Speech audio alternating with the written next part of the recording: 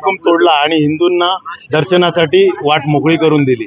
आणि त्यानंतर शिवसेना नवरात्र उत्सव साजरी करते आणि हजारो लाखो हिंदू देवीचं दर्शन घेतात। परंतु 83-84 सालानंतर मुस्लिम समाज नमाज पढ़तो म्हणून एक कारण देत की त्यांना व्यत्यय येऊ नये म्हणून आमचं हिंदूंचं मंदिर, देवीचं मंदिर हे बंद केलं जातं। घंटांना कपडा गुंडाळून घंटा वाजवू नये म्हणून ते प्रतिबंध केलं जातं। अनेक फौजफाटा त्या मंदिराभोवती लावला जातो। एका समाजाला न्याय देताना दुसऱ्या समाजावर अन्याय करणं अशा प्रशासनाचा आम्ही जाहीर निषेध करतो।